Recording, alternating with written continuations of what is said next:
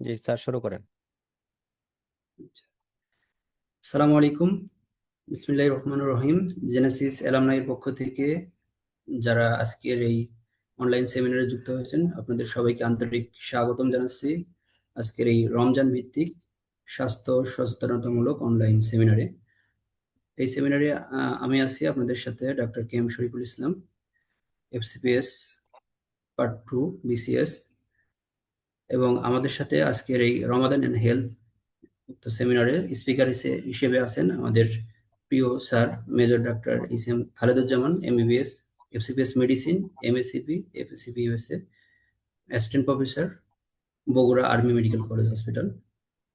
রমজান আমাদের জন্য আত্মশুদ্ধির একটি মাস, পাশাপাশি এটি আমাদের শারীরিক সুস্থতার দিকেও বিশেষ গুরুত্ব দেয়। আমরা আজ আলোচনা করব কিভাবে রোজা রেখে নিরাপদ ও সুস্থ থাকা যায়, বিশেষ করে ডায়াবেটিস এবং হৃদরোগের আহ, হৃদরোগে আক্রান্ত, যারা দীর্ঘদিন হৃদরোগে আক্রান্ত আছেন এবং কিডনির রোগী, তাদের ক্ষেত্রে রমজানের কি গাইডলাইন ফলো করতে হবে, এটা বোধ চিকিৎসক এবং রোগী সবার জন্যই আজকের এই অনলাইন সেমিনার। আশা করব আজকের এই আলোচনা থেকে আপনারা, যারা চিকিৎসক আছেন এবং যারা রোগী, সবাই উপকৃত হবেন ইনশাল্লাহ। তো রমজান মাস, আমরা খুব বেশি সময় নিব না। আমরা সরাসরি আমাদের আজকের এই স্বাস্থ্য সচেতনতামূলক program online seminar Ramadan and health evidence base guideline, উক্ত সেমিনারে আমাদের chief speaker major doctor H M Khaleduzzaman স্যারকে তার প্রেজেন্টেশন শুরু করার জন্য বিনীত অনুরোধ জানাচ্ছি। জি, আসসালামু আলাইকুম। সবাইকে রমজানের মোবারক। আমাদের আজকের প্রেজেন্টেশনে আমরা মেইনলি কয়েকটা বিষয় ফলো করার চেষ্টা করব। যেমন আমরা জানি যে ইসলামের কয়েকটা মূল ভিত্তির মধ্যে অন্যতম হচ্ছে রমজান। রোজা আমাদের সবাইকে রাখতে হয়। তো এখন এখানে আল্লাহ তাআলার এই রমজান রোজা বিষয়ে কি বিধান আছে, রাসূলের কি নির্দেশনা আছে, সেই সাথে আমাদের বিভিন্ন যে রোগী যারা আছি আমরা বিভিন্ন, সেটা হতে পারে কিডনি রোগী, ডায়াবেটিক্স, হার্টের বিভিন্ন ধরনের রোগ, আহ থাইরয়েডের রোগী বা গর্ভবতী যারা মায়েরা আছেন, তারা এই বিধানগুলোর মধ্যে কিভাবে রোজা পালন করবেন বা কোন সময় এসে রোজাটা তারা রাখতে পারবেন না, এই বিষয়ে আমাদের মেডিকেল সায়েন্স এবং রিলিজিয়নে কিভাবে বিধিনিষেধগুলো আছে, আমাদের বিভিন্ন রকম যারা সুস্থ আছি, কোনো ধরনের রোগী, এই ধরনের ক্যাটাগরি রোগীর মধ্যে পড়ি না, তারা কিভাবে খাদ্যাভ্যাসটা মেনে চললে আমরা সুস্থভাবে রোজাটা রাখতে পারবো, যেন আমরা সুস্থ শরীর নিয়ে আল্লাহর বিধানটা পালন করতে পারি। তো এই সমস্ত বিষয়ে বিভিন্ন জায়গায় যে স্টাডি এবং গাইডলাইনে যে সমস্ত তথ্যগুলো আছে আমরা চেষ্টা করেছি সেইগুলা এখানে একত্রিত করার। এখানকার কোনো ইনফরমেশনই ব্যক্তিগত ভাবে লেখা হয় নাই, সবগুলো বিভিন্ন স্টাডি এবং রেফারেন্সের মাধ্যমে আনা হয়েছে। তারপরে এখানে অনেকে থাকবেন এই বিষয়ে আরো গভীর জ্ঞান, আহ, মানে তাদের নলেজ আছে। তো তারা যদি এখানে কোনো ধরনের ব্যত্যয় দেখতে পান, যে কোনো ধরনের ডিসিমিলারিটি আছে, তারা এই বিষয়গুলো নোট করে রাখতে পারেন, তাহলে পরবর্তীতে আমরা এগুলা প্রেজেন্টেশন শেষে কারো কোয়েরি থাকলে সেটা ডিসকাশন করা যাবে, বা কোনো সাজেশন থাকলে সেটা দিতে পারেন। এটা আমরা কোনো কিছুই ব্যক্তিগতভাবে নিব না, এখানে অনেক কিছু শরিয়া বেসড বিষয় আসবে। তো আমরা চেষ্টা করব আগে জিনিসগুলো দেখার, যদি কোনো ডাউট থাকে তাহলে আমরা কোশ্চেন আনসার সেশনে এগুলো ক্লিয়ার করবো ইনশাল্লাহ। আজকের প্রেজেন্টেশনটাকে আমরা, হ্যাঁ, আমার স্লাইডটা কি দেখা যাচ্ছে? জি স্যার, দেখা যাচ্ছে। আজকের প্রেজেন্টেশনটাকে আমরা কয়েকটা ভাগে আহ, সাজিয়েছি। প্রথম অংশটা হচ্ছে আমাদের কিডনি রোগীরা কিভাবে সাওম পালন করবেন, তারপরে আমরা ডায়াবেটিক্স রোগী, এবং পরবর্তীতে হৃদরোগ এবং গর্ভবতী মায়েরা কিভাবে এখানে রোজা পালন করতে পারবেন, সেগুলো আমরা এখানে নিয়ে আসছি। আমরা এখানে দেখতে পাচ্ছি সূরা বাকারার 184 নম্বর আয়াতে এখানে আল্লাহ তাআলা বলছেন যে fasting for a fixed number of days, but if any of you is ill or on a journey, the prescribed number should be made up from the days later for those who can do it in a ransom. The feeding of one that is indigent, but he that will give more of his own free will, it is better for him, and it is better for you that you fast, if you only knew. এগুলা গোনা কয়েকদিন, তারপর তোমাদের মধ্যে কেউ অসুস্থ হলে বা সফরে থাকলে অন্য দিনগুলোতে এই সংখ্যা পূরণ করে দিতে হবে। আর যাদের জন্য সিয়াম করা কষ্টসাধ্য, তাদের কর্তব্যের পরিবর্তে ফিদিয়া, একজন মিসকিনকে খাদ্য দান করা, যদি কেউ স্বতঃস্ফূর্তভাবে সৎ কাজ করে তবে তা তার জন্য কল্যাণকর। আর সিয়াম পালন করাই তোমাদের জন্য অধিকতর কল্যাণকর, যদি তোমরা জানতে। এখানে আজকের প্রেজেন্টেশনে আমরা এই যে অসুস্থ হলে যে কথাটা আল্লাহ তাআলা বলেছেন, এই অসুস্থ ব্যক্তি কারা সেই সম্পর্কে একটু বিস্তারিত আলোকপাত করার চেষ্টা করব। আমরা দেখতে পাচ্ছি সূরা বাকারার 185 নম্বর আয়াতে এখানে আল্লাহ তাআলা বলছেন, Ramadan is the month was sent in which was sent down the Quran as a guide to the mankind, also clear sign for the guidance and judgment between right and wrong. So everyone of you who is present at this home during that month should spend it in fasting. But if any one is ill or on a journey, the prescribed period should be made up by days later. Allah intends every facilities for you. He does not want to put to difficulties. He wants you to complete the prescribed period and to glory Him in that He will guide you, and purchase you shall be grateful. এটা যদি আমরা বাংলায় বোঝার চেষ্টা করি, রমাদান মাস, এতে কোরআন নাজিল করা হয়েছে মানুষের হেদায়েতের জন্য, হেদায়েতের স্পষ্ট নিদর্শন এবং সত্যের পার্থক্যকারী রূপে। কাজে তোমাদের মধ্যে যে এ মাস পাবে সে যেন এ মাসে সিয়াম পালন করে। তবে তোমাদের কেউ অসুস্থ থাকলে বা সফরে থাকলে অন্য দিনগুলোতে এই সংখ্যা পূরণ। আল্লাহ তোমাদের জন্য সহজ চান, তোমাদের জন্য কষ্ট চান না। আর যাতে তোমরা সংখ্যা পূরণ করো এবং তিনি তোমাদেরকে যে হেদায়েত দিয়েছেন সেজন্য তোমরা আল্লাহর মহিমা ঘোষণা করো, এবং যাতে তোমরা কৃতজ্ঞতা প্রকাশ করো। এখানে আমরা দেখতে পাচ্ছি আল্লাহ তাআলা অসুস্থদের জন্য শিথিলতা দিয়েছেন, এবং তিনি চান না তার বান্দারা কষ্ট পাক।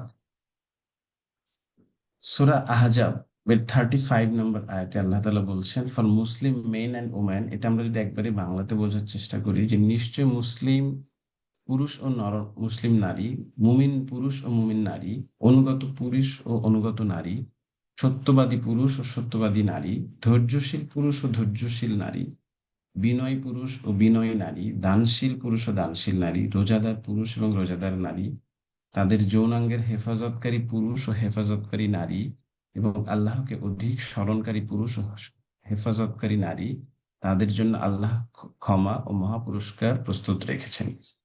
উপরিউক্ত তিনটা আয়াতে আমরা দেখতে পাচ্ছি যে রোজার অনেক ফজিলত আছে। এখানে অসুস্থতার জন্য শিথিলতাও আছে। অসুস্থতার পরেও যেহেতু এখানে অনেক ফজিলত আছে, যদি আমাদের শরীরে পক্ষে সম্ভব হয় তাহলে আমরা চেষ্টা করব এখানে রোজাটা রাখার। কিন্তু আমাদের হেলথ কেয়ার প্রফেশনাল হিসেবে একটা সামঞ্জস্য থাকা উচিত সকলের মাঝে, যেন আমরা একটা গাইডলাইন ফলো করতে পারি, সকলকে একইভাবে আমরা উপদেশগুলো দিতে পারি যে হ্যাঁ, এখন আপনার রোজাটা ভাঙা উচিত, এখন রোজা রাখা যাবে না। আর এরপরেও যে রোজা রাখার যে বিষয়টা, সেটা আল্লাহ তাআলাও বলেছেন এটা ইন্ডিভিজুয়াল, প্রত্যেকের নিজস্ব ডিসিশন। এখানে অনেক ফজিলত আছে, তো নিজস্ব ডিসিশনটা সে নিজেই নেবে। আর তার পরবর্তী অসুস্থতাটা কি হবে সেটা আসলে আল্লাহ পাকই জানেন। তো আমরা এখন জেনারেলাইজ যে গাইডলাইন গুলো আছে রোজাদারের জন্য, অসুস্থতা ব্যক্তির জন্য, সেগুলো আলোচনা করব। Fasting with kidney disease during Ramadan. Kidney রোগীদের ক্ষেত্রে আমাদের কি কি ধরনের গাইডলাইন আছে? এখানে কিডনি রোগীদেরকে কয়েকটা রিস্ক ক্যাটাগরিতে ভাগ করা হয়। একটা লো টু মডারেট রিস্ক, আর একটা আছে high risk and very high risk, this three categories patients. তো এখন আমরা দেখব লো টু মডারেট রিস্ক কারা, যারা কিডনি রোগীর স্টেজ 1, 2 এবং 3-তে আছেন। এই স্টেজ 1, 2, 3-র মধ্যে আছে, কিন্তু তাদের কিডনির যে ফাংশন সেটা খারাপের দিকে যাচ্ছে না, একটা নির্দিষ্ট খারাপ অবস্থাতেই আছে, ওটা আরো খারাপ হচ্ছে না। সেজন্য আমরা এটাকে বলি stable kidney function, stage 1, 2, 3 with stable kidney function. এ ধরনের রোগীরা moderate to low risk. Chronic kidney disease আছে, সাথে যদি তার ইউরিনারি ট্র্যাক্টের ইনফেকশন, প্রস্রাবের ইনফেকশন এবং কিডনি স্টোন থাকে, kidney transplant patient, kidney transplant করা হয়েছে কিন্তু কিডনিটার ফাংশন স্টেবল অবস্থাতে আছে, এই ধরনের পেশেন্টরা হবে লো টু মডারেট রিস্ক। তারা যদি ফাস্টিং করেন রমাদানে, তাহলে গাইডলাইনে বলা হচ্ছে তাদের এটাতে ক্ষতির কোনো সম্ভাবনা নাই, এই জন্য তারা মেডিকেল অ্যাডভাইস নিয়ে তারা রোজা রাখতে পারবে। হাই রিস্ক গ্রুপ যারা, তাদেরকে বলা হচ্ছে আমাদের আগের ক্যাটাগরিতে যেটা ছিল স্টেজ 1, 2, 3 কিডনি ডিজিজ, কিন্তু ওর সাথে অ্যাডিশনাল হচ্ছে unstable kidney function, that means rapidly declining eGFR অথবা quickly raising creatinine, poorly controlled blood pressure, recently treated with fluid restriction. এই সমস্ত ট্রিটমেন্ট নতুন করে তা শুরু হচ্ছে, নতুন করে ফ্লুইড রেস্ট্রিকশন দেওয়া হচ্ছে। পেশেন্ট উইথ স্পেসিফিক মেডিকেশন যেমন র্যামিপ্রিল, লোসার্টান, ড্যাপাগ্লিফ্লোজিন, স্পাইরোনোল্যাকটোন, এ ধরনের চিকিৎসার আন্ডারে যারা আছেন তারা হচ্ছে high risk group. They should not fast.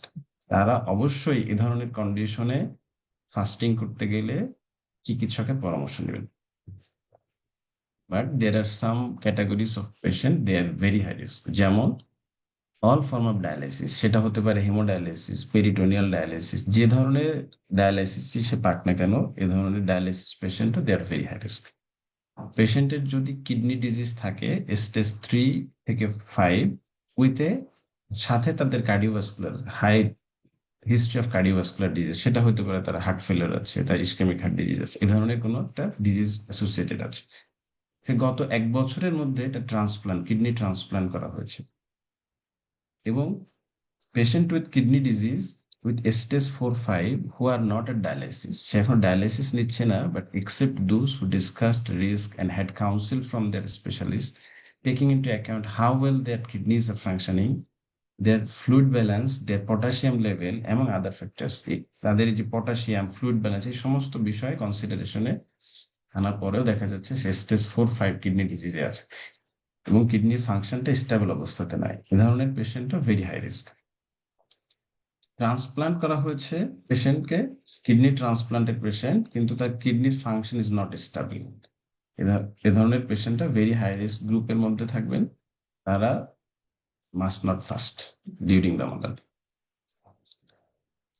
Diabetics, রমাদানের ক্ষেত্রে যখন ডায়াবেটিক্স এর পেশেন্ট, তারা কিভাবে রোজা রাখবেন, আমরা এখন সেই বিষয়টা আলোচনা করব, ডায়াবেটিক্স এন্ড রমাদান। 2019 সালে ইন্টারন্যাশনাল ডায়াবেটিক ফেডারেশন বেলজিয়ামে তারা এই স্ট্যাটিস্টিক্সটা প্রকাশ করেছেন যে 2019 সালে দেখা যায় সারা বিশ্বে 463 million people are diabetics, and estimated that by 2045 these portions diabetic patients will raise up to 51%. The epidemiology of the diabetics and Ramadan is studied and performed in 2001 found that 42% people with diabetics, type 1 diabetics, and 78.7% of type 2 diabetic patients fasted average 15 days during Ramadan. And another study's report found that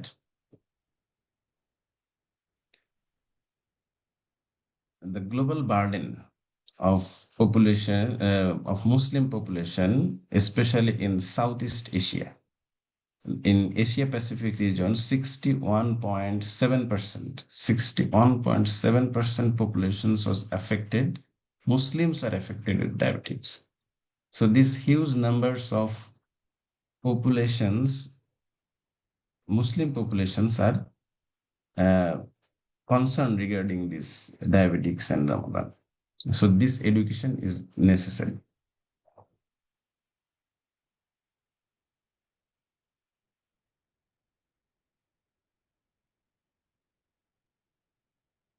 Ramadan fasting affects several fundamental aspects of human physiology, like sleeping pattern, circadian rhythm, fluid balance, energy balance, and glucose homeostasis.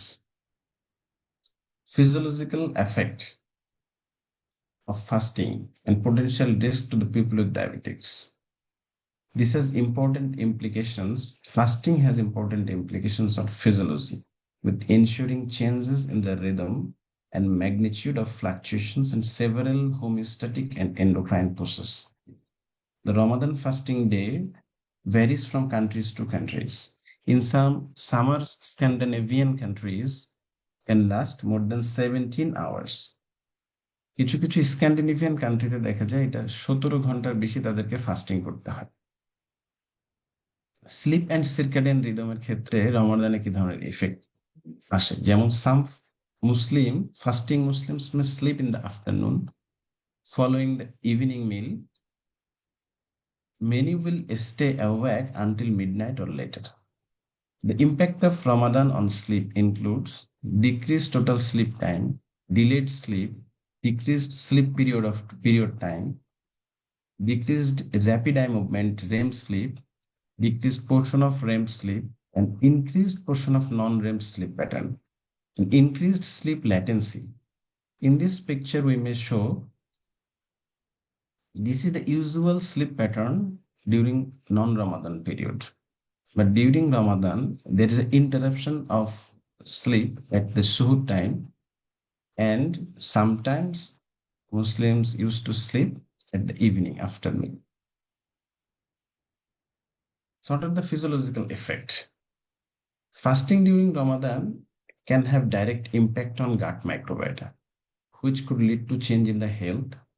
Fasting during Ramadan can induce epigenetic change to genes such as those controlling circadian rhythm. Ramadan fasting can be associated with favorable physiological change among healthy individuals, such as decreased body weight and favorable changes in the lipid profile. In people with diabetics, however, Ramadan fasting can be associated with certain risk due to pathophysiology that disrupt the normal glucose homeostatic mechanism. Bahaman did the study in 2020 এবং 2020 সালে বাহাম্মান উনি স্টাডিতে দেখিয়েছেন eating time changes from delight to the darker hours between sunset and down. This can be profoundly impact the circadian pattern of body, consequential cardiometabolic changes. 2008 সালে হাওরাই উনি যে study করেছেন সেখানে দেখিয়েছেন many hormonal rhythms have been shown to alter the Ramadan fasting. এগুলোর মধ্যে যেমন leptin, ghrelin, cortisol and melatonin level, এই সমস্ত হরমোনগুলোর বিভিন্ন রকমের পরিবর্তন উনি লক্ষ্য করেছেন। ফ্লুইড ডেফিসিয়েট রমাদান টাইমে কেমন হচ্ছে দেখা যায়, বেশিরভাগ ক্ষেত্রে যেখানে 12 ঘন্টার বেশি ফাস্টিং এ থাকতে হয় সেই ক্ষেত্রে গিয়ে আমাদের বডির ফ্লুইড ডিটোরিয়েশনটা হয়। এই জন্য আমাদেরকে proper hydration is required during Ramadan period. ইআই আতি ইনি একটা ইনভেস্টিগেশন করেছেন যেটাতে দেখিয়েছেন যে investigation group of 16 healthy female volunteers fasting during Ramadan and reported 84% of total daily energy intake was taken at evening meal, and the remaining 16% was taken between 8 p.m. and midnight. So এটার মাধ্যমে আমরা দেখতে পাচ্ছি আমাদের যে রমাদানের টাইমে বেশিরভাগ খাবার খাওয়া হচ্ছে ইভিনিং টাইমে, মানে at the iftar and iftar around. Energy expenditure প্যাটার্নটা আমাদের কিরকম রমাদানের সময়? আমাদের যে টোটাল এনার্জি গুলা এক্সপেন্ডিচার হয় তার মধ্যে 3টা ওয়ে আছে: basal resting metabolic rate, activity energy expenditure and thermic effect of food.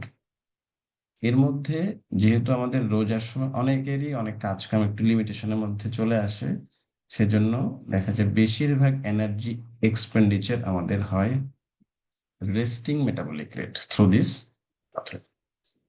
Resting metabolic rate বলতে আমরা বুঝি একজন যখন কোনো কাজ করছে না বাট সে ঘুমাচ্ছে না, একেবারে বসে আছে, এরকম সিচুয়েশনে তার মিনিমাম যে এনার্জিটা লাগে, যেমন resting metabolic is the energy expenditure individual is in fully rested position but not sleeping. Typically, it is the largest component of energy expenditure. The resting metabolic rate is affected by the weight, gender, age, and muscle mass of this. Muscle mass is the best determinant of resting metabolic rate. This, in addition, the resting metabolic rate is also affected by hormonal change and is particularly sensitive change to thyroid hormone. আমরা যদি এখানে একটু বোঝার চেষ্টা করি, আমরা যখন খাবার খাই, এই খাবারটা আমাদের হজ পাকস্থলী থেকে, খাদ্যনালী থেকে যখন ব্লাডের মধ্যে গ্লুকোজটা যায়, সে গ্লুকোজ মেডিয়েটেড ইনসুলিন সিক্রেশন হয় ফ্রম প্যানক্রিয়াস। এই প্যানক্রিয়াসটা তখন, ইনসুলিনটা তখন করে স্টিমুলেটরি ইফেক্ট দেয় এই গ্লুকোজ গুলা জমিয়ে রাখার জন্য, যেটাকে আমরা বলি গ্লাইকোজেন হিসেবে জমা থাকে, গ্লাইকোজেন স্টোর হিসেবে জমা থাকে। বাট যখন এটা আমরা খাবারটা ইন্টারাপশন হয়, ফাস্টিং হয়, তখন এই যে গ্লুকোজ মেডিয়েটেড ইনসুলিন সিক্রেশনটা কমে যায়। ইনসুলিন কমে গেলে তখন কি হয়, তখন আমাদের গ্লুকোনিওজেনেসিস যে প্রক্রিয়াটা আছে শরীরে, গ্লুকোনিওজেনেসিস মানে শরীরের মধ্যে যে সমস্ত স্টোরেজ ফর্মে যে গ্লুকোজ গুলো আছে বা অন্যান্য খাদ্য উপাদান থেকে এটা নতুন করে গ্লুকোজ উৎপাদন করা, এই গ্লুকোজ নিওজেনেসিস যে প্রক্রিয়াটা সেটা বাড়ে। এখানে গ্লাইকোজেন যে গ্লুকোজ যে স্টোর অবস্থাতে চলে যাচ্ছিল সেটা তখন ইন্টারাপশনটা হয়।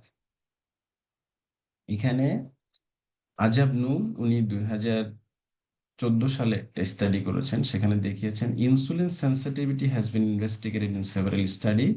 Many of this study identified an association between fasting during Ramadan and with evening hypercortisolism. এই স্টাডিতে দেখা যাচ্ছে ইভিনিং টাইমে কর্টিসল লেভেলটা বেড়ে যাচ্ছে, যেটা ইনসুলিন রেজিস্ট্যান্সের জন্য দায়ী। মানে বিকালের দিকে আমাদের ইনসুলিন রেজিস্ট্যান্সটা কিছুটা বেড়ে যায়। লিপিডের ক্ষেত্রে কি ধরনের পরিবর্তন হয় রমাদানে, সেটা যদি আমরা খেয়াল করি, এখানে 2014 সালের একটা স্টাডি আছে, ওখানে দেখানো হয়েছে Ramadan fasting is associated with favorable effects on lipid profile healthy individual, যার কোনো ধরনের রোগ নাই তাদের ক্ষেত্রে লিপিড প্রোফাইল উন্নতির ক্ষেত্রে রমাদানের একটা এফেক্ট আছে। Meta-analysis published in 2014 and involving 30 articles investigating the effect of Ramadan fasting on parameters including blood lipid found no changes overall in HDL, triglyceride and LDL level. কিন্তু আরেকটা স্টাডিতে দেখা গেছে, এখানে যে মেটা অ্যানালাইসিস, সেখানে দেখাচ্ছে এখানে যে রমাদানের সাথে এই লিপিড প্রোফাইলে খুব বেশি সিগনিফিক্যান্ট ডিফারেন্স পাওয়া যায় না। তাহলে রমাদানের দানের সাথে আমাদের হরমোনাল চেঞ্জ কি কি হয়, যেমন কর্টিসল ক্ষেত্রে আমরা জানি it is a circadian rhythm. Cortisol secretion normally follow a circadian rhythm peak at the morning and through the evening. It is a stress hormone and which level raises in response to physical and psychological stress. All of those factors may be the relevance in context of Ramadan fasting. Cortisol has an important effect on blood glucose. Through its effects on insulin sensitivity, a high level of cortisol is associated with the raise of blood glucose level. Studies on the changes in the cortisol with Ramadan with consideration to circadian changes has been very few. অ্যাডিপোনেকটিন এটা একটা hormone, যেটা আমরা দেখছি যে plasma অ্যাডিপোনেকটিন লেভেলটা বেড়ে যায় যখন ক্যালোরি রেস্ট্রিকশন, আমরা যখন ফাস্টিং করি। এই অ্যাডিপোনেকটিন মলিকুলটা গ্লুকোজ মেটাবলিজমের ক্ষেত্রে কাজে লাগে এবং high level associated with insulin sensitivity, এবং এটা গ্লুকোনিওজেনেসিসের ক্ষেত্রে এর রোল আছে। লেপটিন এটা একটা হরমোন, যেটা satiety hormone secreted by the white adipose tissue. এই লেপটিন লেভেলটা রেইজড হয় ইন রেসপন্স টু ফুড, এবং এটা পিক কনসেন্ট্রেশন থাকে হচ্ছে রাত 10টা থেকে ভোর মাঝরাত 3টা পর্যন্ত। বাট আমরা যখন খাবারটা খাই, সেহরির খাবার সুহুরের সময়, সেটা খাই ইউজুয়ালি আফটার 3 PM। সো এখানে দেখা যাচ্ছে leptin levels are positively related to weight and body fat and leptin level reduced at the night time level and leptin when compared with the period of before and after Ramadan. So দেখা যায় যে রাত 3টা 10টা থেকে 3টা এই সময়ের মধ্যে লেপটিন লেভেলটা অনেক বেশি থাকে। লেপটিন লেভেলটা স্যাটিটির জন্য দায়ী, মানে লেপটিন লেভেল যত বেশি হবে তার খাবারের আহ, আকর্ষণ তত বেশি থাকবে। আর আমরা সেহরি যে টাইমটাতে করি এই সময় লেপটিন লেভেলটা সব থেকে মিনিমাম থাকে, এই জন্য আমরা ইচ্ছা থাকলেও যেহেতু হরমোনাল এফেক্ট এক সময় কম থাকে সেজন্য একটু খাওয়া একটু কম হয় সুহরে। গ্রিলিন একটা satiety hormone. Ghrelin appetite stimulating peptide hormone. Study in overweight and obese individual reported that marked reduction in ghrelin in the last week of Ramadan. 1 মাস ধরে রোজা রাখার পরে দেখা যায় যে লাস্ট উইকের দিকে গিয়ে গ্রিলিন হরমোনটা কিছুটা কম। সো এটা ওয়েট রিডাকশনের ক্ষেত্রে এটার গুরুত্বপূর্ণ ভূমিকা আছে। Ramadan fasting and gut microbiota. The specific effect of Ramadan fasting and gut microbiota has not been extensively studied. এটা নিয়ে খুব বেশি স্টাডি পাওয়া যায় নাই, বাট কিছু পাইলট স্টাডি আছে যেখানে খুব ছোট সংখ্যক লোকের উপরে করা হয়েছে, 9 জনের উপরে টার্কিতে, এবং সেটাতে দেখা যায় যে microbial richness or significantly increased at the end of the Ramadan fasting period. রমাদানের শেষের দিকে গাটের মধ্যে যে সমস্ত উপকারী ব্যাকটেরিয়া আছে সেই সমস্ত অর্গানিজম গুলার সিগনিফিকেন্টলি রেইজ পাওয়া গিয়েছে। বাট এটা ছোট স্টাডি ছিল যে কারণে এটা দিয়ে আসলে ডেফিনেটিভ কনক্লুশন বলা যাচ্ছে। Hypothyroidism. There is no evidence of any significant changes occurring as a result of Ramadan fasting in people with hypothyroidism as underlying condition. Changes to the timing of the thyroxine injection. আমরা জানি যে থাইরয়েডের জন্য যে ওষুধটা খেতে হয় thyroxine হাইপোথাইরয়েডিজমের জন্য, এটা খেতে হয় খালি পেটে। আমাদের যেহেতু হচ্ছে ইফতারি যখন আমরা করি, ইফতারির সময় ফ্যামিলি সবাই একসাথে খাবার খাচ্ছে, এই সময় যদি আমরা বলি যে ঠিক আছে আপনি আহ, খালি পেটে আগে ওষুধটা খেয়ে পরে খাবেন, এটা আসলে সোশ্যালি একটা অ্যাকসেপ্টেবল এরকম ইয়েটা হয় না। আবার রাতের বেলায় সে যেহেতু পুরো মিলটা খায় ওরকম সেহরির আগেও খালি পেটটা এরকম পাওয়া যায় না। এই জন্য যারা হাইপোথাইরয়েডের পেশেন্ট তাদের ক্ষেত্রে অ্যাডভাইস হচ্ছে তারা যে এখন থাইরক্সিনটা খাবে সে সুহরের সময়, এবং ইফতারি এবং সেহরির মাঝখানে সে ওই বড় ধরনের কোনো মিল নিবেন, তাহলে তার ওই সুহরের আগে একটা ফাস্টিং মতো কন্ডিশন হবে যখন এই ডোজটা তার ভালো কাজে লাগবে। The effect of fasting during Ramadan on physical and mental well-being. Ramadan has significant effect on physical and mental well-being, like cognitive psychology. It has effect on attention, human intelligence, language, thinking, and problem-solving memory. In case of emotional psychology, joy, trust, fear, anger, sadness, disgust, surprise, and anticipation. And behavioral psychology affects like changes seen in behavior and action. Lifestyle change occurs during fasting of Ramadan. Lifestyle change occurring when fasting and during Ramadan, like physical sense of fulfillment, participation in all aspects of Ramadan, improvement in weight or basal metabolic index, improvement in self-control and ability to resist temptation, greater sense of empathy with those less fortunate, participation in Sunnah practice for greater spiritual benefit, greater sense of community as an opportunity to strengthen the relationship, reducing the potentially harmful vice such as smoking for greater physical and mental well-being. Then risk stratifications with diabetics before Ramadan. These are the scoring system. There are several parameters like type of diabetics, duration, presence of hypoglycemia awareness, level of glycemic control, type of treatment, self-monitoring of blood glucose, and acute complications. Out of this, presence of hypoglycemia awareness has more score than other parameters. There are other parameters like microvascular disease, renal complications, pregnancy, frailty and cognitive functions, physical labor, previous Ramadan experience, and fasting hours. All this scoring, among all this scoring, if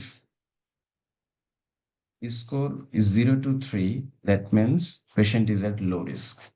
If score is 3.5 to 6, then he will belongs to moderate risk. If score is more than 6, he will be high risk group in case of diabetic patient. There are some medical and religious recommendation for diabetic patient.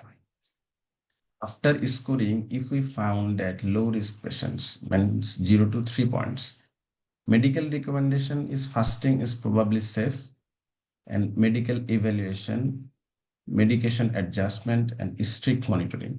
Religious recommendation is fasting is obligatory. Advice not to fast is not allowed at this stage unless patient is unable to fast due to the physical burden of fasting, needing to take medication or food drink during the fasting hours. That means পেশেন্টের যদি ওই risk স্ট্রাটিফিকেশনের মাধ্যমে 0 থেকে 3 মধ্যে score থাকে, এই ধরনের পেশেন্টকে আমরা কখনো রিকমেন্ড করতে পারবো না যে আপনি রোজা রাখতে পারবেন। তাহলে তাদেরকে অবশ্যই রোজা রাখার জন্য আমাদেরকে গাইডলাইন্স দিতে হবে। আমাদের মেডিকেল ব্যাকগ্রাউন্ডে আমরা তাকে এভাবে ইনস্ট্রাকশন দিব যে হ্যাঁ আপনি রোজা রাখতে পারবেন, কোনো সমস্যা নেই।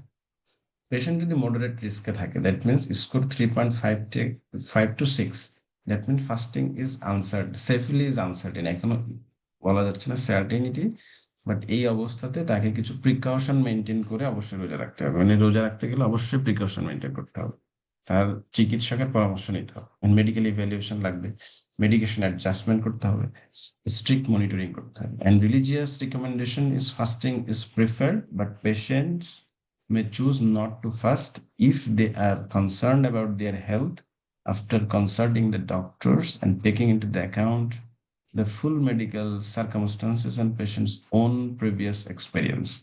If patient does not fast, they must follow medical recommendation, including regular blood glucose monitoring. But if patient have high risk, that means more than 6 points of previous score, fasting is probably unsafe is medical recommendation, and religious recommendation is advice against fasting. So এই ক্ষেত্রে আমরা বলতে পারবো, মানে strongly recommend করতে পারবো যে আপনি রোজা রাখবেন না। তাহলে কোন ক্ষেত্রে পেশেন্ট রোজা ভেঙে ফেলবে? রোজা ভেঙে ফেলবে যদি ব্লাড গ্লুকোজ লেভেল, যখন সে দেখবে ব্লাড গ্লুকোজ করে যদি 3.9 মিলিমোল বা তার নিচে নিচে পায়, এবং 1 ঘন্টা পরে আবার সে রিচেক করবে ব্লাড গ্লুকোজ, তখনও যদি দেখে যে 3.9 থেকে 5 এর মধ্যে চলে আসছে, মানে ব্লাড গ্লুকোজ এখনো বাড়ে নাই, তাহলে অবশ্যই সে তার রোজা ভেঙে ফেলবে। অথবা ব্লাড গ্লুকোজ যদি দেখে কখনো তার 16.6 মিলিমলের উপরে চলে গেছে, অথবা সিমটমস অফ হাইপোগ্লাইসেমিয়া অথবা হাইপারগ্লাইসেমিয়া অথবা ডিহাইড্রেশন অর অ্যাকিউট ইলনেস, এ ধরনের কোনো সিচুয়েশন ডেভেলপ করে, তাহলে এ ধরনের ক্ষেত্রে পেশেন্ট রোজা রাখলেও সেখান থেকে ভেঙে ফেলবে। তাহলে হাইপারগ্লাইসেমিয়া অথবা হাইপোগ্লাইসেমিয়া সিমটম লক্ষণগুলো কি কি? হাইপোগ্লাইসেমিয়া লক্ষণগুলোর মধ্যে তার থাকবে trembling, sweating, palpitation, hunger, altered mental status, confusion and headache. যখন হাইপারগ্লাইসেমিয়া ব্লাড গ্লুকোজ যখন বেড়ে যাবে, তখন সে ফিল করবে extreme thirst, hunger, frequent micturition, fatigue, confusion, vomiting and abdominal pain. এই ধরনের যখন সে লক্ষণ খেয়াল করবে, তখন সে তার রোজাটাকে ভেঙে ফেলবে। আমরা বলছি self monitoring of blood glucose, তাহলে কখন সে নিজে নিজে ব্লাড গ্লুকোজটা মনিটরিং করবে? এই 7টা ক্ষেত্রে সে ব্লাড গ্লুকোজটা মনিটর করবে। একটা হচ্ছে প্রি ডাউন মিল, দেন হচ্ছে morning, mid day, mid afternoon, pre sunset ঠিক ইফতারের আগে আগে, আর 2 hours after ইফতার, অথবা যদি তার কখনো এরকম হাইপারগ্লাইসেমিয়া অথবা হাইপোগ্লাইসেমিয়া সিমটম সে খেয়াল করে, তখন দিনের যে কোনো সময় সেই ধরনের self monitoring of blood glucose করবেন ডায়াবেটিক পেশেন্ট। দেন রমাদান নিউট্রিশনাল প্ল্যানটা কেমন হবে? রমাদান নিউট্রিশনাল প্ল্যান হবে আমাদের ডিপেন্ড করবে এই কয়েকটা সিচুয়েশনের উপরে। তার সেক্স, মেন হলে এক ধরনের, আর ওমেনের ক্ষেত্রে তার হাইটটা মোর দেন 150 সেন্টিমিটার নাকি হাইটটা লেস দেন 150 সেন্টিমিটার। আরেকটা জিনিস আমাদের খেয়াল করতে হবে, তার ওয়েটটা কিভাবে, আমি যে ওয়েটে আছে সে ওয়েটটাই সে মেনটেন করতে চায় নাকি সে আর ওজন কমাইতে চায়। যদি সে আর ওজন কমাইতে চায় তাহলে এই পাশের ক্যালোরি চার্ট আমরা ফলো করব, আর যদি সে এক্সিস্টিং ওয়েটের মধ্যে রেখে রোজা রাখতে চায় তাহলে এই ক্যাটাগরির মধ্যে আমরা এই ক্যালোরি তাকে হিসাব করে দিব। যদি সে মেন হয়, এক্সিস্টিং ওয়েটের মধ্যে মেনটেন করতে চায়, তাহলে 1800 থেকে 2200 কিলো ক্যালোরি পার ডে সে খাবার খাবে। আর ইন কেস অফ ওম্যান 1500 থেকে 2000, আর যদি ও হাইট তার কম হয় তাহলে 1500 কিলো ক্যালোরি। এভাবে আমরা তার ডেইলি এনার্জিটা ক্যালকুলেট করব। Percentage of the daily calorie, এখন আমাদের যে খাবারটা হবে টোটাল ডেইলি ক্যালোরি সেটাকে কয়েকটা ভাগে ভাগ করতে হবে। এটা suhoor, iftar snacks, iftar meal and healthy snacks if necessary, সে দরকার হয় তাহলে খাবে। মেইনলি আমাদের এই তিনটা সুহর, ইফতার মিট। এর মধ্যে 30 to 40% হবে আমাদের সুহুরে, আর ইফতার মিল দ্যাট মিনস 40 to 80%, 40 to 50% হবে ইফতার মিল, আর ইন বিটুইন আমাদের হবে হচ্ছে 10 to 20%। আমরা একটা প্রিভিয়াস স্টাডিতে আগে দেখেছি, আমরা যে ইভিনিং মানে ইফতার মিলে যেটা খাচ্ছি সেটাতে 84% খাচ্ছি ইফতার মিলে। বাট এইখানে আমরা রিকমেন্ডেড যে নিউট্রিশনাল প্ল্যান, সেখানে দেখছি ইফতার মিলে টোটাল মিলের শুড নট এক্সিড 50%। সো এখানে ইফতার মিলটা আমাদেরকে একটু জাস্টিফাইড ওয়েতে ইফতার করতে হবে। আমাদের যদি রমাদানের ডায়েট প্ল্যান বলি তাহলে এভাবে আমরা তাদেরকে রমাদান ডায়েট প্লেট দিতে পারি। এই ডায়েট প্লেটের মধ্যে আমাদের কার্বোহাইড্রেট গেইন হবে 1.5 cup, and protein and vegetables will be 1 cup and 3 to 4 ounce. There should be oil, that means fat origin source of nutrition, adequate amount of water, fruits, and some form of bean and nuts. Before making the plan of daily meal, we have to follow these principles. There are 10 principles. Consumptions of adequate amount of daily calorie, which will based on the previous we have shown. কার ক্ষেত্রে কত calorie হবে সেটা আমরা আগে যেটা দেখালাম, ওই হিসাবে আমাদের educate amount of daily calorie হিসাব করতে হবে। Calories should be divided between suhoor and iftar, and 1 to 2 healthy snacks can be consumed if necessary. Meals should be well balanced with total carbohydrate 40 to 80%, 40 to 50%. Protein should be 20 to 30%. Fat will be 30 to 35%. But saturation fat should be limited to less than 10%. Saturation fat should be limited in our daily meal plan. Ramadan plate should be used for designing the meal, as we have shown previously. Sugar healthy dessert should be avoided. After iftar and between the meals, the moderate amount of healthy dessert is permitted. For example, a piece of fruits. Carbohydrate with low glycemic index is preferred. Carbohydrate from the vegetables like whole fruits, yogurt, milk, and dairy products are encouraged. The consumptions of carbohydrate from the sugars are highly processed grains like wheat flour, white rice, potato. This should be avoided or minimized. Number 6 principle is maintaining the adequate level of hydration by drinking enough water, non-sweetened beverages, Sugary drinks, syrups, canned juice, fresh juice with added sugar should be avoided. There are some caffeinated drinks like coffee, tea, as well as cola drinks that should be minimized. That means আমাদের যদি diabetics নাও থাকে, আমাদের ইফতার এবং সেহরির মাঝে at least 8 থেকে 10 glass পানি খেতে হবে প্রপার হাইড্রেশনের জন্য।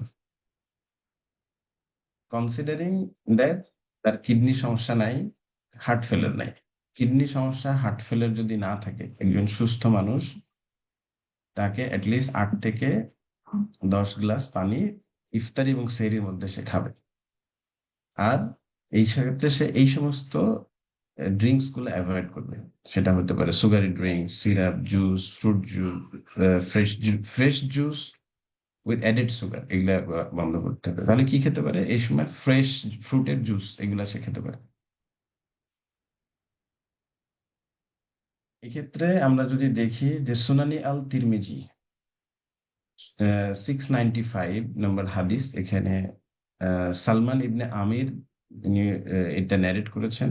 Messenger of Allah, peace be upon him, peace and blessing be upon him, said, when one of you breaks his fast, let him break it with the dates, for that they are blessed. If they are not founded, let him break it with water if it is pure. এখানে হাদিস থেকে আমরা দেখতে পাচ্ছি রাসূল সাল্লাল্লাহু আলাইহি ওয়াসাল্লাম বলেছেন আমাদেরকে ইফতার করার জন্য ডেট, খেজুর এবং পানি দিয়ে। এখানে আমরা দেখতে পাচ্ছি যে খুবই লিমিটেড অ্যামাউন্ট অফ ইফতার বলেছেন, যেখানে আমরা ইফতারের মধ্যে আমরা স্টাডিতে দেখলাম 84% অফ আওয়ার মিল আমরা ইফতারিতে খাচ্ছি। তো সারাদিন ফাস্টিং এর পরে আমরা যখন একটা বড় মিল খাই, এটা কিন্তু আমাদের হেলথের জন্য ভালো কিছু নিয়ে আসবে না। Number 7 principle is take suhoor as late as possible. সেহরিটা করতে বলা হচ্ছে যত শেষের দিকে, মানে টাইমের শেষের দিকে, specially when fasting for longer than 10 hours. Consume an adequate amount of protein and fat at suhoor as food with higher level of these macronutrients. These macronutrients means protein and fat with low level of carbohydrate usually have a lower glycemic index value than carbohydrate rich food. So এখান থেকে আমরা একটা জিনিস জানতে পারছি যে আমরা যখন সেহরি খাবারের প্ল্যান করব, সেখানে প্রোটিন এবং ফ্যাটের পরিমাণটা বেশি থাকতে হবে, but saturated fat not more than 10%। Fat এবং প্রোটিনের পরিমাণটা আমরা সেহেরিতে বেশি রাখবো। আর সেহরিটা করবো হচ্ছে শেষের দিকে, মানে যখন টাইম হয় একেবারে শেষের দিকে করবো। এখানে আমরা যদি দেখি সহিহ বুখারীর 1923 নম্বর হাদিসে, এখানে এটা আনাস বিন মালিক এটা বর্ণনা করেছেন। তিনি বলছেন রাসূল সাল্লাল্লাহু আলাইহি ওয়াসাল্লাম বলেছেন, take the suhoor as there is a blessing in it. সেখানে রাসূল সাল্লাল্লাহু আলাইহি ওয়াসাল্লাম বলছেন যে সেহরি করার জন্য তিনি বলছেন। সেহরিটা অনেকে আছে যারা সেহরি না করে রোজা রাখে, তো এভাবে এটা প্র্যাকটিস কিন্তু আমাদের সুন্নাহ না। 9 নম্বর হাদিস আমরা প্রিন্সিপাল যেটা এখানে বলা হচ্ছে, ইফতার should begin with the plenty of water to overcome the hydration from the fasting, and 1 to 2 a small dried or fresh dates to raise the blood glucose level. Diabetic patient কে ইফতারির সময় 1 থেকে 3টা dried or fresh date খেতে encourage করা হচ্ছে। If needed, healthier snacks should, such as 1 pieces of fruits, handful of the nuts and vegetables may be consumed between the meals. Generally, each snacks should be 100 to 200 calories, but this may be higher depending on the individual's calorie requirement. Type 1 diabetics যখন রমাদানে fasting করবেন, তাদের ক্ষেত্রে কিছু বিষয় আছে। Various studies have demonstrated that both adolescent and adults can achieve safe fasting during Ramadan while with no worse outcome than prior to Ramadan. দেখা যাচ্ছে যে সে যদি টাইপ 1 ডায়াবেটিক্সের পেশেন্টও ফাস্টিং করলে তার আসলে এখানে খুব বেশি ক্ষতি হওয়ার কোনো সম্ভাবনা স্টাডিতে পাওয়া যায় না। Frequent glucose testing is fundamental to ensure safe fasting. Fasting should be broken immediately with hypoglycemia glucose if blood glucose level is less than 3.9. First, type 1 diabetics patient usually তারা ইনসুলিনে থাকে। তো ইনসুলিন দুই ধরনের আমরা জানি, একটা হচ্ছে লং অ্যাক্টিং আর বেজাল ইনসুলিন, এন্ড একটা শর্ট অ্যাক্টিং ইনসুলিন। এই বেজাল ইনসুলিন আমরা কিভাবে দিব টাইপ 1 ডায়াবেটিক্স এর পেশেন্টদের ক্ষেত্রে? আর যদি গ্লাইসেমিক ইন্ডেক্স লেস দেন 7.5 থাকে, দ্যাট মিনস গুড গ্লাইসেমিক কন্ট্রোলের মধ্যে থাকে, তাহলে সে যে বেজাল ইনসুলিনটা আগে থেকে পাচ্ছিল তার 20 to 30% রিডাকশন করে দিব। আগে আমরা বেজাল ইনসুলিনটা ইউজুয়ালি রাতে দিই, কিন্তু এখানে বেজাল ইনসুলিনটা বলা হচ্ছে ইফতার ও লেট ইভিনিং, মানে ইফতারের পর পর সে এটা নিয়ে নিবে। আর যদি পুয়ার গ্লাইসেমিক কন্ট্রোল থাকে, দ্যাট মিনস HbA1c যদি 7.5%-এর উপরে থাকে, তাহলে ডোজ রিডাকশনের দরকার নাই, আগে থেকে যে ডোজটা নিচ্ছে প্রি রমাদান পিরিয়ডে সেই ডোজটা সে কন্টিনিউ করবে। আর যদি সে ফিক্সড ডোজেস ইনসুলিনে থাকে, তাহলে নো চেঞ্জ এট ইফতার।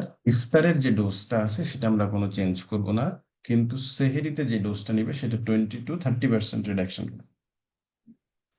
টাইপ 2 ডায়াবেটিক্স এর পেশেন্টদের ক্ষেত্রে যারা মেটফরমিন ব্যবহার করছেন, মেটফরমিন ওষুধের ক্ষেত্রে দেখা যায় যদি একদিনে একবার করে যদি সে ডোজ নেয়, তাহলে এটার ডোজ মডিফিকেশনের দরকার নাই। যারা দুইবার করে নিচ্ছেন, তাহলে সে no dose modification usually required, একটা নিবে সেহরিতে, একটা ইফতারিতে।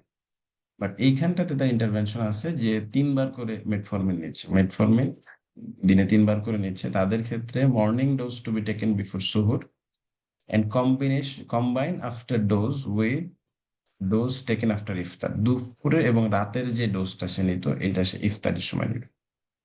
প্রলং রিলিজ মেটফরমিন যারা নিচ্ছেন, no dose modification is required, তিনি ওটা ইফতারির সময় নেবেন। যারা গ্লুকাগন লাইক পেপটাইড নিচ্ছেন, তাদের ক্ষেত্রে liraglutide, lixisenatide, exenatide should have been approximately dose titrated. এই টাইট্রেশনটা করতে হবে রমজান শুরু হওয়ার 2 থেকে 4 সপ্তাহ আগে। এটা রমজান, যারা এই সমস্ত ওষুধের মধ্যে আছেন, 2 থেকে 4 সপ্তাহ আগে এটা টাইট্রেশন করে তারপরে রোজার জন্য প্রিপারেশন নেবেন। যারা DPP4 ইনহিবিটর নিচ্ছেন, তাদের ক্ষেত্রে কোনো ডোজ রিডাকশনের দরকার নেই। সালফোনাইল ইউরিয়াস ড্রাগস দিয়ে যাদের ডায়াবেটিস কন্ট্রোলে আছে, যারা এই সমস্ত মেডিকেশনের উপরে আছেন, ওয়ান্স ডেইলি ডোজ যারা নিচ্ছেন, তারা দিনে শুধুমাত্র ইফতারির সময় নেবেন।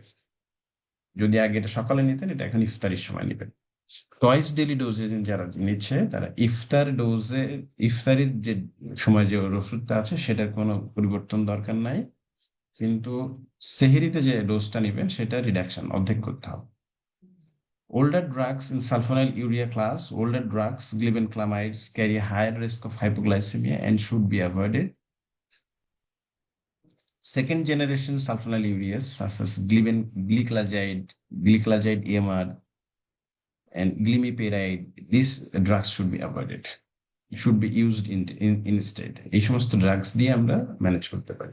সোডিয়াম গ্লুকোজ ট্রান্সপোর্টার ইনহিবিটর যাদেরকে ডায়াবেটিক্স আমরা কন্ট্রোল করছি, SGLT2 ইনহিবিটরের ক্ষেত্রে কোনো ডোজ রিডাকশনের দরকার নাই।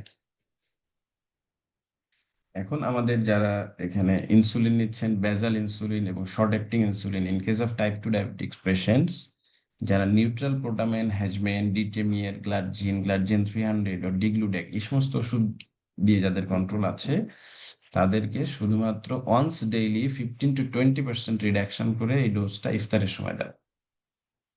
আর যারা শর্ট অ্যাক্টিং ইনসুলিন নিচ্ছেন, ইফতারের ডোজটা নর্মালি নেবেন, লাঞ্চ টাইমের ডোজটা অ্যাভয়েড করবেন এবং রিডিউস দ্য সোহর ডোজ, সোহরেরটা 25 to 50% রিডাকশন করবেন। ওয়ান্স ডেইলি ডোজিং যারা নিচ্ছেন, ওয়ান্স ডেইলি ডোজিং এর ক্ষেত্রে তারা নিবেন ইফতারির সময়, অ্যান্ড টুয়াইস ডেইলি ডোজ এটা নিবে রিডিউস সোহর, মানে সোহরেরটা সব ক্ষেত্রে আমরা দেখছি 20 to 50% রিডাকশন হচ্ছে। থ্রাইস ডেইলি যে ডোজটা আছে সেখানে adjust after suhoor dose and carry out dose titration every 3 days।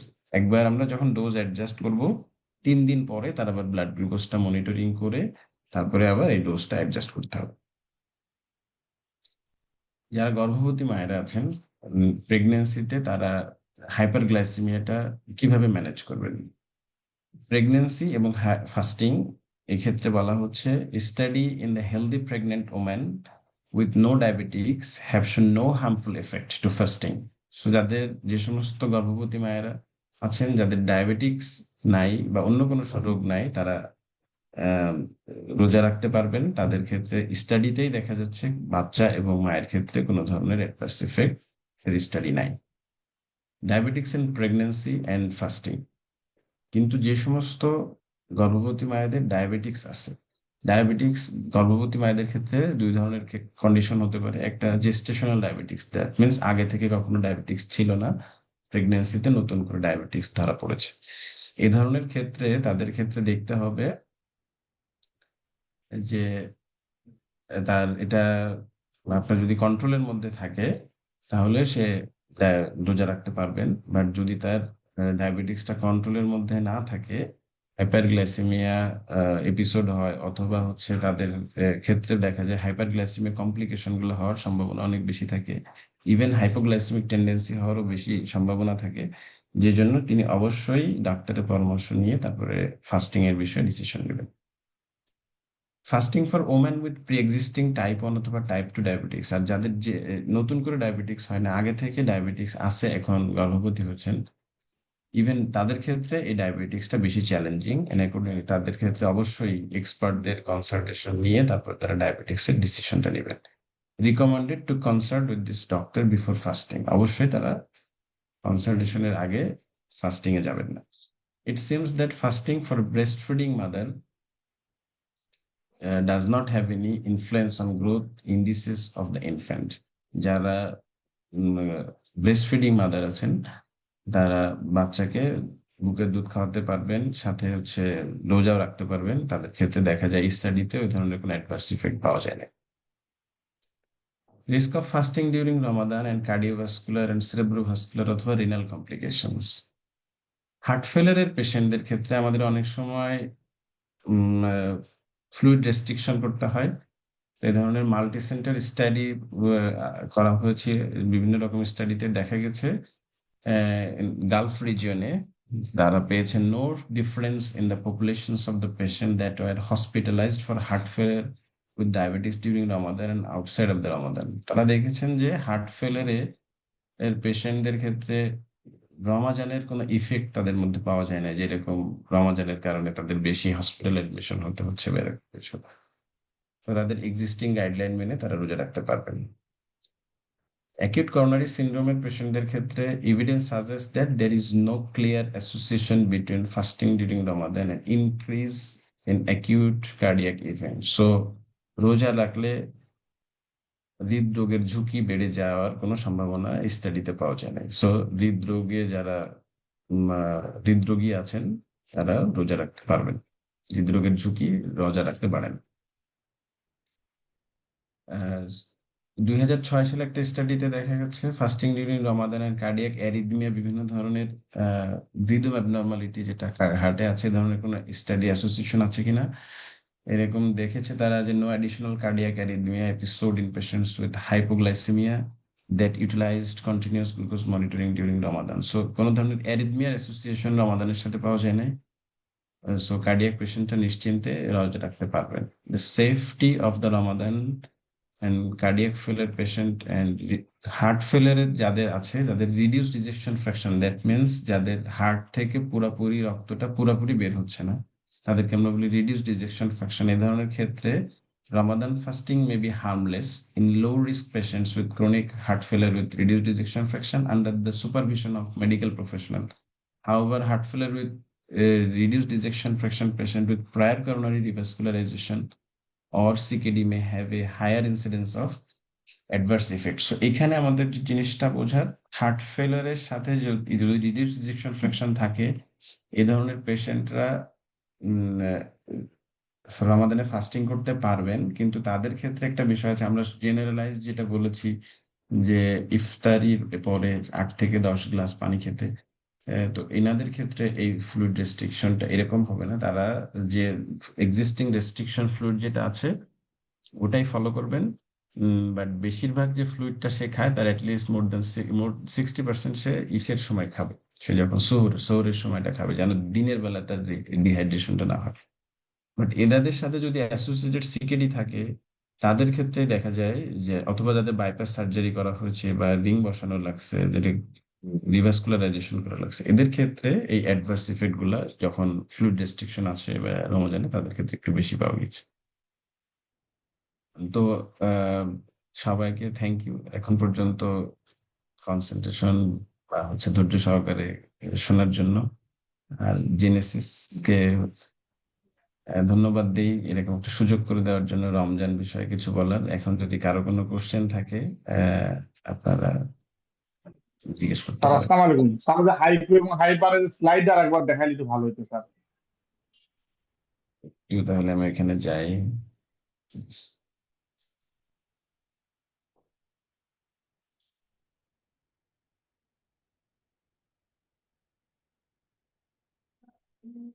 Hypoglycaemia এবং হাইপারগ্লাইসেমিয়া,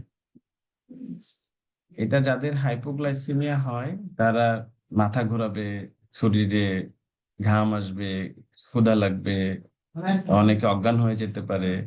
এই ধরনের সিমটম আসলে তখন বুঝবে এটা ব্লাড গ্লুকোজ হয়তো কমে গেছে, ডায়াবেটিক্স রোগীর। আর ঠিক বিপরীতে যদি বলি ব্লাড গ্লুকোজ যখন বেড়ে গেছে, তখন সে পেটে ব্যথা, বমি করতে পারে, এটাও অজ্ঞান হয়ে যেতে পারে, বেশি বেশি পরিমাণে শ্বাস নিবে, তাদের ক্ষেত্রে খিদা লাগবে, তৃষ্ণা বেড়ে যাবে, বারবার ঘন ঘন প্রস্রাবে যাবে। এগুলা তখন সিমটম দেখলে তখন বুঝবে সে তার ব্লাড গ্লুকোজ হয়তো বেড়ে গেছে, তখন সে blood self monitoring of blood গ্লুকোজটা করবে।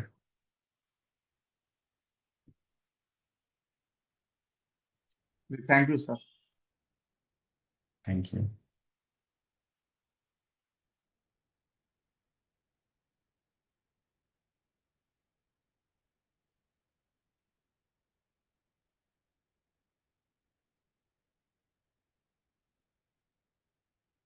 আর কারো কোনো যদি কোশ্চেন থাকে তাহলে করতে পারেন। বা অনেকে ডাউট থাকতে পারে, অনেকে সাজেশন থাকতে পারে, আসলে যে জিনিসটা এরকম না এরকম ছিল, সেটা সাজেশনে দিতে পারেন, সমস্যা নেই।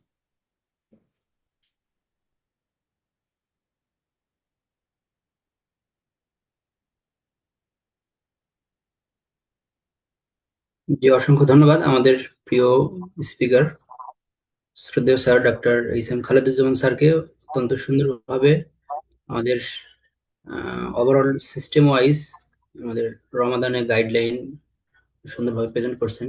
Cardiac system, renal system, diabetes, heart failure এবং ইন জেনারেল সব বিষয়ে।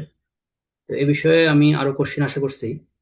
যারা পার্টিসিপেন্ট আছেন তারা কোনো বিষয়ে যদি কনফিউশন থাকে বা এখন বা আরো নতুন কিছু অ্যাড করতে চাইলে আপনারা আজকের এই সেশনে আপনারা আপনাদের কোশ্চেন গুলো আনতে পারেন। এতে আমাদের সেশনটা আরো বেশি প্রাণবন্ত হবে। খালেদ স্যার, আসসালামু আলাইকুম। আমি হ্যাঁ, মেজর ডাক্তার আসিফ। হ্যাঁ, ওয়ালাইকুম আসসালাম। স্যার আসিফ, কেমন আছেন? কেমন আছেন স্যার? আচ্ছা, স্যার আলহামদুলিল্লাহ স্যার, আপনি এক্সেলেন্ট প্রেজেন্টেশন স্যার।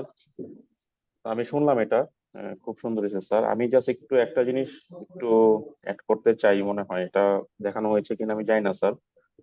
তো যেটা প্লিজ দেখলাম, অ্যাড করুন। যে অ্যান্টি ডায়াবেটিক অ্যাসোসিয়েশনের যে এটা 25-এর যে গাইডলাইনটা স্যার, ওইটার মধ্যে রিস্ক ফ্যাক্টরস একটা রিস্ক স্ট্র্যাটিফিকেশন করা হয়েছে, যে elements for risk calculation and suggested risk score for people with diabetes who seek fast during Ramadan. কারা ফাস্ট করতে পারবে এবং কারা করতে পারবে না, কারা হাই রিস্কে আছে, কারা লো রিস্ক, বা কারা আহ, একদম আহ, একদম করতেই পারবে না, কম্পেলিং না করলেই ভালো। এটা একটা রিস্ট্রাটিফিকেশন একটা গাইডলাইন আছে, যেটার মধ্যে আহ 14টা পয়েন্ট দেওয়া আছে। 14টা পয়েন্ট আমি একটু বলতেছি।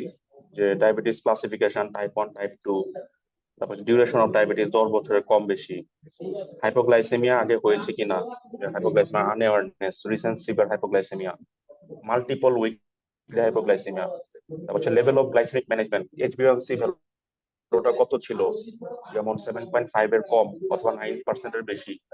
9% বেশি হলে 2, 7.5% কম হলে 0। তারপরে তারা কি ধরনের ট্রিটমেন্ট আসিফ, নিচ্ছে, একটু তারা কি যদি ইন্টারাপ্ট করি, বেসাল ইনসুলিন নিচ্ছে? জি স্যার। স্যার এটা স্যার প্রেজেন্টেশনে দেখানো হয়েছিল, আমি ওই জন্য স্লাইডটা আবার একটু দেখাতে চাচ্ছি যে ওই স্কোরিং মনে হয় মিস করে গেছো কিনা। ও স্যার স্যার, আমি মনে হয় মিস করছি স্যার। ওইটা ওইটা মনে হয় খুব ইম্পর্টেন্ট এখন স্যার, কি যে স্লাইডটা দেখা যাচ্ছে? হ্যাঁ, এটা 6-এর বেশি হইলে, হ্যাঁ, হ্যাঁ এই জি এই স্যার, যে জি এটা স্যার, হচ্ছে পসিবলি এটাই জানতে চাচ্ছ মনে হয়। হ্যাঁ এই যে ডায়াবেটিক্স এর এখানে হ্যাঁ, হচ্ছে এটা স্ট্র্যাটিফিকেশনের স্কোরটা, এখানে যে টাইপ 1 ডায়াবেটিক্স হলে তাদের স্কোর 1, টাইপ 2 হলে 0, জি স্যার, জি স্যার, ডিউরেশন হলে 10-এর উপরে গেলে 1, 10-এর নিচে হলে 0। আর এখানে হাইপোগ্লাইসেমিক অ্যাওয়ারনেস এর বিষয় আছে। এটা যদি আনঅ্যাওয়ার থাকে তাহলে 6.5, সিভিয়ার হলে 5.5, multiple weekly hypoglycemic 3.5, hypoglycemia less than 1, জি 1 sir, and no hypoglycemia 0। HbA1c লেভেলের উপরে একটা ইয়ে আছে স্কোরিং, যদি এটা 11.7 এর উপরে থাকে 2, 9.4 এ থেকে 11.7 এর মধ্যে থাকলে 1, 9.4 এ হলে 0। আর এখানে ট্রিটমেন্টের উপরে বিষয় আছে যে সে কোন ধরনের ইনসুলিন নিচ্ছে তার উপরে একটা স্কোরিং। আর একটা হচ্ছে জি স্যার, সেলফ জি sir, monitoring of blood glucose, যেমন সে ইন্ডিকেটিং ঘন বাট ঘন নট সেলফ মনিটরিং করতেছে কিনা, কন্ডাক্টেড, হ্যাঁ এটা করতে পারছে বা কিনা। করতে না করছে কিনা। আর তার যে কমপ্লিকেশন যেগুলো আছে, সেটা ডায়াবেটিক কিটোঅ্যাসিডোসিস, সেটা লাস্ট 3 মান্থের মধ্যে হয়েছে না 6 মান্থ না 12 মান্থ, তার উপরে এই স্কোরিংটা ডিপেন্ড করবে। তারপরে হচ্ছে তার যে মাইক্রোভাস্কুলার ডিজিজ কমপ্লিকেশন আর কোমরবিডিটি, এটা আনস্টেবল নাকি স্টেবল অবস্থাতে আছে সেটা একটা বিষয়। রেনাল স্টেজিং একটা বিষয় আছে, সে কোন স্টেজ অফ সিকেডিতে আছে। Pregnancy, pregnant with target blood গ্লুকোজের মধ্যে আছে কিনা সেটার একটা, তার উপরে স্কোরিং। এই টোটাল স্কোরিংটা আমাদের হচ্ছে, এই স্কোরিং এটা এখানে আসবে। যদি 0 থেকে 3-এর মধ্যে থাকে লো রিস্ক, আপ টু 6 হইলে এটা মডারেট, আর 6-এর উপরে গেলে হাই রিস্ক। এইটার উপরে রিকমেন্ডেশনটা মেইনলি, এই রিকমেন্ডেশনটা বেসিক্যালি হচ্ছে ওই প্রিভিয়াস স্কোরিং এর উপরে। যদি লো রিস্ক হয় তাহলে তারা অবশ্যই আমরা রিকমেন্ড করবো তাদেরকে ফাস্টিং করার জন্য। আর যে মডারেট রিস্ক যারা আছেন তাদেরকে আমরা বলবো যে এটা ফাস্টিং করতে পারবেন, but with consultation with the doctor must. আর হাই রিস্ক হলে শুড বি অ্যাভয়েডেড, বাট এটা ইন্ডিভিজুয়াল চয়েস। সে যদি নিজে থেকে এরপরেও রাখতে চায়, অনেকে আছে যে আমার যাই হোক আমি রোজা রাখবো, তাই সেটা আল্লাহ পাক বাকি ওটা হয়তো তাকে হেল্প করবেন যে তার এই অবস্থা রোগ বাড়বে নাকি, তো সেটা ইন্ডিভিজুয়াল ডিসিশন, বাট আমাদের রিকমেন্ডেশন হবে যে এই অবস্থায় আপনার এটা রিস্কি রমাদানের ইয়েটা রাখা। আমার মনে হয় এটাই এটাই মনে হয় ছিল কোশ্চেনটা নাকি? জি স্যার, জি স্যার, এটাই কোশ্চেন ছিল স্যার। খুব সুন্দর হয়েছে presentation sir, thank you sir, আসসালামু আলাইকুম। থ্যাংক ইউ সময় করে জয়েন করার জন্য।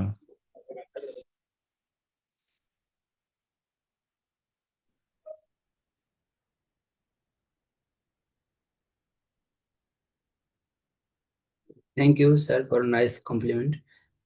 Next, any question?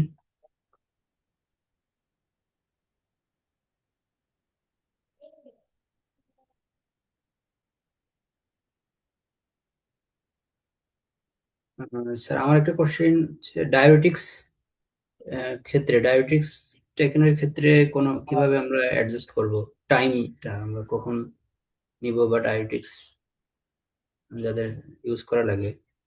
ডায়াবেটিক্স, জি জি স্যার। আচ্ছা ডায়াবেটিক্সটা হচ্ছে আমাদের, যদি সকালবেলায় যারা ডায়াবেটিক্স মানে অন্য সময় নর্মালের বাইরে সকালে যদি কেউ ডায়াবেটিক্স ব্যবহার করে, তাহলে এখানে চান্স তার ব্লাড প্রেশারটা কমে যাওয়ার একটা চান্স আছে। তো এখানে এবং একটা ডিহাইড্রেশনের পসিবিলিটি আছে। ডায়াবেটিক্স আমরা তাদের ক্ষেত্রে দেই, বেশিরভাগ ক্ষেত্রে দেখা যায় আইদার হার্ট ফেলার আছে অথবা কিডনি ডিজিজ আছে। তো তাদের ক্ষেত্রে ডিহাইড্রেশনটা যদি হয়, তাদের ক্ষেত্রে কিডনি ইনজুরিটা আরো বেড়ে যাবে। এই জন্য আমরা যেহেতু পানিগুলো রাতেই খাই রমজানের সময়, তো বেটার হবে ডায়াবেটিক্সটা ইফতারির সময় দেওয়া, আবার বেশি রাতে না দেওয়া, যেন হচ্ছে তার ঘুমের ইন্টারাপশনটা হয়। তো ইফতারির পরপরই যেন ডায়াবেটিক্সটা প্রেসক্রাইব করলে ভালো আর কি। তাহলে ডিহাইড্রেশনটা ওইভাবে হবে না, আমরা ডিহাইড্রেশনটা অ্যাভয়েড করতে পারবো। আবার বেশি রাতের দিকে দিলে ঘুমের ইন্টারাপশনটা হয়ে যাবে, সেটা অ্যাভয়েড করা যাবে। জি স্যার, থ্যাংক ইউ স্যার। আর একটা কোশ্চেন করি, যারা ডায়ালাইসিস পায়, সিকেডি পেশেন্ট, তাদের ক্ষেত্রে আমরা ইন জেনারেল কি অ্যাডভাইস করবো ফাস্টিং এর ক্ষেত্রে? এটা পসিবলি ইসের মধ্যে আছে, আমি আরেকটু দেখাই। এটা একেবারে ফার্স্টের দিকে স্লাইডে ছিল।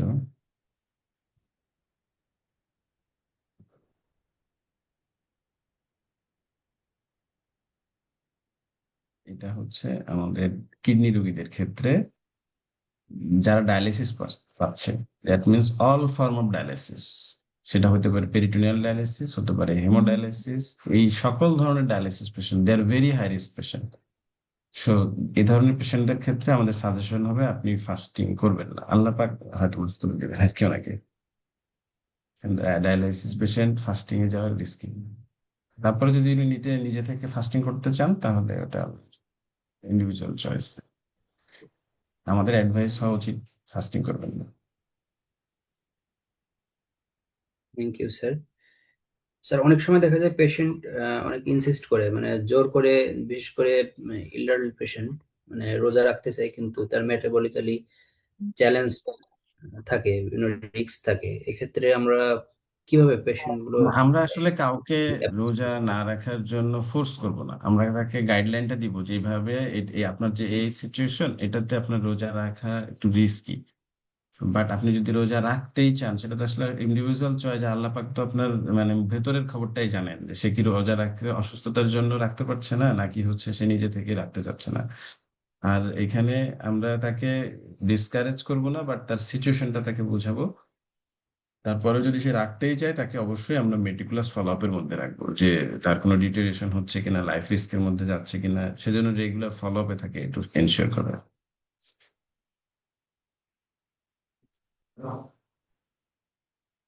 জি, থ্যাংক ইউ স্যার।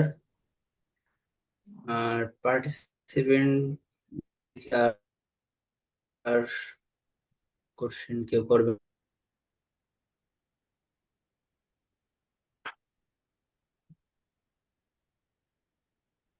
জেনেসিসকে স্পেশালি ধন্যবাদ এরকম একটা পার্টিনেন্ট একটা প্রেজেন্টেশন দেওয়ার সুযোগ করে দেওয়ার জন্য। আমরাও অনেক জানতে পারলাম। আরো আশা করছি যে আরো এরকম আরো শিক্ষণীয় বিষয়গুলো আপনারা ইয়ে করবেন, এক্সিকিউট করবেন। ধন্যবাদ। জি, ইনশাল্লাহ আমরা এরকম অনলাইন সেমিনার আরো করার চেষ্টা করব জেনেসিস অ্যালামনাইর ব্যানারে। জি, আমরা মনে হয় আমাদের আজকের অনলাইন সেশনের একেবারেই শেষ পর্যায়ে চলে আসছি। আমাদের প্রিয় স্পিকার এইচ.এম. খালিদুজ্জামান স্যারকে আবারও অনেক ধন্যবাদ জানাচ্ছি। অত্যন্ত সুন্দরভাবে প্রত্যেকটা পয়েন্ট উনি স্লাইডের মধ্যে নিয়ে আসছেন এবং খুব ইলাবোরেটলি এক্সপ্লেন করছেন। তো আজকের এই অনলাইন সেমিনারে আমাদের জেনেসিস অ্যালামনাইয়ের সাথে স্যার যুক্ত হওয়ার জন্য এবং সুন্দর একটা প্রেজেন্টেশন দেওয়ার জন্য স্যারকে অনেক অনেক শুভেচ্ছা জানাচ্ছি। অনেক অনেক দোয়া থাকবে স্যারের জন্য। এবং যারা যুক্ত হয়েছেন এবং যারা পরবর্তীতে আজকের এই সেমিনার, অনলাইন সেমিনারটি দেখবেন, সবাইকে ধন্যবাদ জানাচ্ছি আমাদের সাথে যুক্ত হওয়ার জন্য। তো আমরা সবার সুস্থতা কামনা করি এবং সবার রমাদান সুন্দর হোক এবং সুস্বাস্থ্য মেনটেন করে আমরা এই পুরো মাসটা, পবিত্র এবং বরকতময় মাসটা আমরা অতিক্রম করতে পারি, এই আশাবাদ রেখে আমাদের আজকের এই অনলাইন সেমিনার এখানেই শেষ করছি। সবাইকে ধন্যবাদ। আসসালামু আলাইকুম রহমতুল্লাহি ওয়া বারাকাতুহু।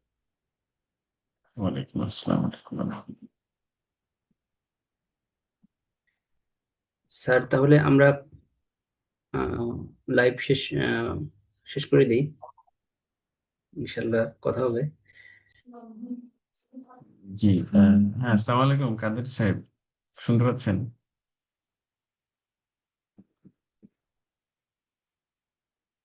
আব্দুল কাদের ভাই। ওই আগের ক্লাসটার আর এই ক্লাসটার যদি আপনার ইয়া থাকে, ওই যে রেকর্ডেড ভার্সনটা যদি আমার সাথে একটু শেয়ার করতেন আর কি। জি স্যার, রেকর্ড আছে, আগেরটাও রেকর্ড আছে, এটাও রেকর্ড করা হয়েছে। আচ্ছা, তাহলে তাহলে একটু শেয়ার দিয়ে দিন লিঙ্ক বা কোনো কিছু, তাহলে একটু ইয়া থাকলো আর কি। মাঝে মাঝে দেখলাম কার নিজের জন্য যে কারেকশন আছে কিনা, কোনো জায়গায় ইমপ্রুভমেন্টের জায়গা আছে কিনা। জি স্যার, অবশ্যই অবশ্যই। জি, আচ্ছা, তো ভালো থাকেন, ঠিক আছে আসসালামু আলাইকুম। স্যার, থ্যাংক ইউ স্যার, আসসালামু আলাইকুম।